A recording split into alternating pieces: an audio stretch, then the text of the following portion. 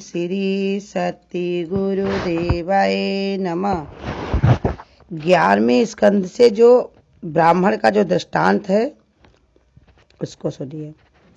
प्राचीन समय की बात है, उज्जैन में एक ब्राह्मण रहता था। उसने खेती व्यापार आदि करके बहुत सी धन संबंधी बहुत सारी संपत्ति इकट्ठी कर ली थी। वो बहुत ही कृपण, कामी और लोभी था। क्रोध तो उसे बात बात में आ जाया करता था। उसने अपने जाति बंधु और अतिथियों को कभी मीठी बातों से भी प्रसन्न नहीं किया। खिलाने पिलाने की तो बात क्या है, वो धर्म कर्म से रीति घर में रहता था। धर्म कर्म से वो रीता ही घर में रहता था। स्वयं भी अपनी धन संपत्ति के द्वारा समय पर अपने शरीर को भी सुखी नहीं कर पाता था, माने अपने आप भी खाता पीता नहीं था। उसकी कृपणता और बुरे स्वभाव के कारण उसके बेटे बेटी, भाई बंधु, नौकर चाकर, पत्नी आदि सभी दुखी रहते थे। मन ही मन उनका अनिष्ट सोचा करते थे। कोई भी उनसे मन को प्रिय नहीं था और ना ही प्रिय लगने वाला था। वो लोक परलोक दोनों में से ही गिर गया था। बस इच्छों के समान धन की रखवाली करता था। उस धन से वो ना तो धर्म कमाता था और ना ही भोग की भोगता था। बहुत दिनों तक वो इस प्रकार जीवन बिताने से उस पर पंच महायज्ञ के भागी देवता बिगड़ गए। उदार उद्धव जी पंच महायज्ञ के भागियों के तिरस्कार से उसके पूर्ण पुण्यों का सारा ही सहारा जिसके बल पर अब तक वो टिका हुआ था, तो वो उसका सब बिगड़ गया। उसी के कारण ही उसका उद्योग और परिश्रम से इकट्ठा किया जो धन था उसकी आंखों के सामने ही नष्ट हो गया, नष्ट भ्रष्ट हो गया। उस नीच ब्राह्मण का कुछ धन तो उसके कुटुंबियों ने छीन लिया, कुछ चोरों ने ले लिया, कुछ आग लग जाने आदि से दैवी कोप के नष्ट हो गया, कुछ समय के फेरे से मारा गया, कुछ साधारण मनुष्यों ने ले लिया। क्या क्या जो बचा खुचा था वो भी दंड के रूप में शासकों ने हड़प लिया। उद्धव जी इस प्रकार उनकी सारी संपत्ति जाती रही। ना तो उसने धर्म कमाया, ना ही भोग भोगे। इधर उसके सगे संबंधी भी उनकी ओर से मुंह फेर लिया। अब उसे बहुत भयानक चिंता ने उसको घेर लिया। धन के नाश से उसके हृदय में भी बड़ी जलन हुई। उसका मन खेद से भर गया, आंसुओं के कारण गला रुंध गया। परंतु इस समय चिंता करते करते उसके मन में संसार के प्रति महान दुख, बुद्धि और उत्कृष्ट वैराग भी उदय हो गया। अब वो ब्राह्मण मन ही मन कहने लगा, हाय हाय, बड़े खेद की बात है, मैंने इतने दिनों तक अपने को व्यर्थ ही इस जगत का फंसाए रखा। जिस धन के लिए मैंने सरपूर्ण परिश्रम किया वो ना तो धर्म कर्म में लगा, ना ही सुख भोग में ही लगा। प्रायः देखा जाता है कि कृपण पुरुषों का धन से कभी सुख नहीं मिलता। इस लोक में वे धन कमाते, रक्षा की चिंता में जलते रहते और मरने पर धर्म न करने के कारण नरक में जाते हैं। जैसे थोड़ा सा भी कोई सर्वांग सुंदर स्वरूप को बिगाड़ देता है, वैसे ही तनिक सा भी लोभ यशस्वियों के शुद्ध यश को गुणियों के प्रशंसनीय गुणों पर पानी फेर देता है।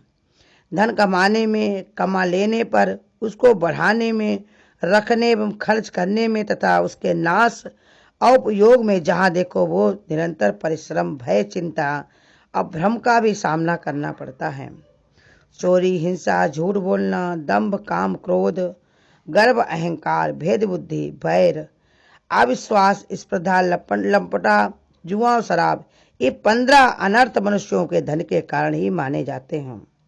इसलिए कल्याणकारी कामी पुरुष को चाहिए कि स्वार्थ एवं परमार्थ के विरोध अर्थ नामधारी अनर्थ को दूर से ही उसको छोड़ दे। भाई बंधु, स्त्री पुत्र, माता पिता, सगे संबंधी तो स्नेह के बंधन से बंधकर बिल्कुल एक हुए रहते हैं और सबके सब कौड़ी के कारण इतने फट जाते हैं कि तुरंत एक दूसरे के शत्रु बन जाते हैं। ये लोग थोड़े से धन के लिए खुश हो जाते हैं, थोड़े ही चला जाए तो वह सब क्रोध में हो जाते हैं। बात की बात में सौहार्द संबंध टूट जाते हैं, लांग डांट रखने लगते हैं और एकाएक प्राण लेने को उतारू हो जाते हैं, यहाँ तक कि एक दूसरे के सर्वनाश कर डालते हैं। देवताओं के भी प्रार्थनीय मनुष्य जन्म को और उनसे भी श्रेष्ठ ब्राह्मण शरीर प्राप्त करने को उनका अनादर करते हैं, अपने सच्चे स्वार्थ परमार्थ का नाश करते हैं, वे अशुभ गति को प्राप्त होते हैं। ये मनुष्य शरीर मोक्ष और स्वर्ग का द्वार है, इसको पाकर भी ऐसी कोई बुद्धिमानी होनी चाहिए कि भगवान को प्राप्त करे और अनर्थों के धाम को इसके चक्कर ना काटे, माने संसार में बार बार आने की रास्ता ना बनाए। जो मनुष्य देवता, ऋषि, पितर, प्राणी, जाति भाई, कुटुंबी और धन के दूसरे भागीदारों का उनका भाग लेकर देकर संतुष्ट नहीं रहता, स्वयं ही उसका उपयोग करता है, वो यक्ष के समान धन की रखवाली करने वाला कृपण तो अवश्य ही अधोगति को प्राप्त होता है। मैं अपने कर्तव्य से च्युत हो गया हूँ, मैंने प्रमाद में अपनी आयु, धन, बल, पौरुष खो दिया। विवेकी लोगों ने जिन साधनों से मोक्ष तक प्राप्त कर लिया था, उन्हीं को मैंने धन इकट्ठा करने की व्यर्थ चेष्टा में खो दिया। अब बुढ़ापे में कौन सा मैं साधन करूंगा? मुझे मालूम नहीं होता कि बड़े बड़े विद्वान भी धन की व्यर्थ तृष्णा में निरंतर क्यों दुखी रहते हैं। हो न हो अवश्य ही संसार किसी माया के अत्यंत मोहित हो रहा है। ये मनुष्य शरीर काल के विकराल गाल में पड़ा हुआ है। इसकी धन देने वाले देवताओं की, लोगों की भोग वासना उनके पूर्ण करने के तथा पुनः अपना जन्म मृत्यु के चक्कर में डालने वाले सकाम कर्मों की लाभ ही क्या है। इसके संदेह नहीं है कि सर्व देव स्वरूप भगवान मुझ पर प्रसन्न है, तभी तो उन्होंने मुझे इस दशा में पहुंचाया है, मुझे इस जगत के प्रति दुख, बुद्धि और वैराग दिया है। वस्तुतः वैराग ही संसार सागर से पार होने के लिए नौका के समान है। मैं अब ऐसी अवस्था में पहुंच गया हूँ, यदि मेरी आयु शेष हो तो मैं आत्म लाभ में संतुष्ट रहकर परमार्थ के संबंध से सावधान हो जाऊंगा। अब तो समय बच गया है, उसने अपने शरीर की तपस्या की ओर सुखा डालूंगा। तीनों लोकों के स्वामी देवगण मेरे संकल्प का अनुमोदन करें। अभी निराश होने की कोई बात नहीं, क्योंकि राजा खटवांग ने तो 2 घड़ी में ही भगवान की प्राप्ति कर ली थी। ऐसे सोचते सोचते उज्जैन निवासी ब्राह्मण के मन ही मन इस प्रकार निश्चय करके मैं और मेरेपन की गांठ खोल दी। इसके बाद वो शांत होकर मौनी सन्यासी हो गया। अब उसके चित्त में किसी भी स्थान, वस्तु, व्यक्ति के प्रति आसक्ति नहीं रही। उसने अपने मन, इंद्रिय और प्राणों को वश में कर लिया। वो पृथ्वी पर स्वच्छंदता से विचरने लगा। अब शिक्षा के लिए नगर गांव में वो जाने लगा, परंतु इस प्रकार जाता कोई उसे पहचान नहीं पाता। उद्धव जी वो भिक्षुक अवधूत बहुत बूढ़ा हुआ गया था। दुष्ट उसे देखते ही टूट पड़ते, तरह तरह के उसका तिरस्कार करते, उसे तंग करते। कोई उसको दंड छीन लेता तो कोई भिक्षा पात्र सटक लेता, कोई कमंडल उठा लेता, कोई आसन, रुद्राजमाला, कथा की हुई किताब ले लेता, कोई उसकी लंगोटी और वस्त्र को भी इधर उधर डाल देता छीन करके। कोई तो वस्तुएं देकर तो कोई खिला कर फिर छीन लेते। अब दूध मधुकरी मांग कर लाता। बाहर नदी तट पर भोजन करने बैठा, पापी लोग उसे भी सिर पर मूद देते तो कभी थूक देते। वे लोग उस मौनी अवधूत की तरह तरह से बोलने के लिए विवश करते। जब वो इस समय भी बोलता तो उसे पीटते। कोई उसे चोर कहकर डांटते, कोई इसे बांध लो कहता, कोई किसी तरीके से रस्सी में उनको पकड़ के बांध भी लेते। कोई उनका तिरस्कार करके इस प्रकार ताना कसते कि देखो देखो, अब इस कृपण ने धर्म का ढोंग रचा है। धन संपत्ति चली गई, स्त्री के घर से निकाल दिया, तब उसके भीख मांगने का रोजगार शुरू कर दिया। देखो तो सही, ये मोटा तड़ंगा भिखारी धैर्य में बड़े भारी पर्वत के समान है। ये मौन रहकर अपना काम बना लेता है। सचमुच ये बगुले से भी बढ़कर ढोंगी दृढ़ निश्चयी है। कोई अवधूत की हंसी उड़ाता तो कोई इस पर अधोवायु छोड़ता।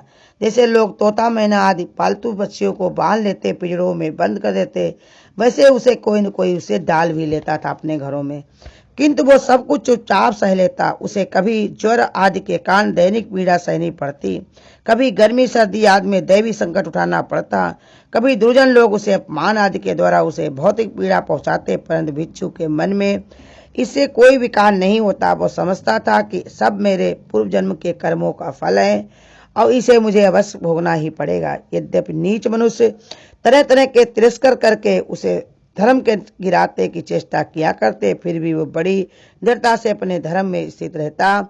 सात्विक धैर्य आश्रय लेकर कभी कभी उसे उद्गार प्रकट किया करता था।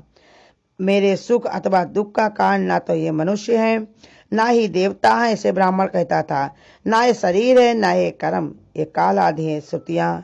श्रुतियां और महात्मा जन मन को भी इसका परम कारण बताते हैं और मन ही इसकी सारे संसार चक्र की चला रहा है। कहा हमारे जितने भी कर्म है काहे के लिए सब हो रहा मेरे साथ, क्योंकि मेरा मन संसार में लगा हुआ था, उसके कारण ही हमको ये दुख मिला है। सचमुच ये मन बड़ा बलवान है। इसी के विषय में उसके कारण गुणों और संबंध रखने वाली वृत्तियां सृष्टि ही है। उन वृत्तियों के अनुसार सात्विक राजस तामस अनेकों प्रकार के कर्म होते हैं और कर्मों के अनुसार जीव की विविध गतियां होती हैं। मन की समस्त चेष्टाएं करता है, उसके साथ रहने पर भी आत्मा निष्क्रिय है। ये ज्ञान शक्ति प्रधान है। मुझ जीवन सनातन सका और अपने अल्पलुप्त ज्ञान से सब कुछ देखना पड़ता है। मन के द्वारा ही उसकी अभिव्यक्ति होती है। जब वो मन को स्वीकार करके उनके द्वारा विषयों को भोगता बैठता है, तब कर्मों के साथ आसक्ति होने के कारण उसके बन जाता है। दान, अपने धर्म का पालन, नियम, यम, वेदाध्यास, सत्कर्म और ब्राह्मण आदि श्रेष्ठ व्रत, ब्रह्मचर्य आदि श्रेष्ठ व्रत, इसका सबका नियम अंतिम फल यही है कि मन एकाग्र हो जाए, भगवान में लग जाए। मन का समाहित हो जाने से परम योग जुड़ता है। जिसका मन शांत है, समाहित है, उसके दान आदि समस्त संकल्पों का, समस्त सत्कर्मों का फल प्राप्त हो चुका है। अब उसने कुछ लेना बाकी नहीं। जिसका मन चंचल है अथवा आलस से अभिभूत है रहा, उसकी सब चीजों के कर्मों का फल कुछ भी लाभ नहीं होता। इस तरीके से सोच सोच के वो बार बार भगवान से प्रार्थना करके ब्राह्मण भगवान की चरण में अपने को समर्पित कर लेता है। गुरु हम लोगों को यही बताते हैं कि देखो, अगर समस्याओं में भी हमको भगवान की याद आ जाए अपने कर्म काटने में, तो सोच लो हमारे ऊपर भगवान की बहुत बड़ी कृपा है। हरिओम। अगर आपको आज की वीडियो अच्छी लगी हो तो वीडियो को लाइक और शेयर करना ना भूलें। आगे की वीडियोस देखने के लिए चैनल को सब्सक्राइब करें और नोटिफिकेशन बेल को ऑन करें।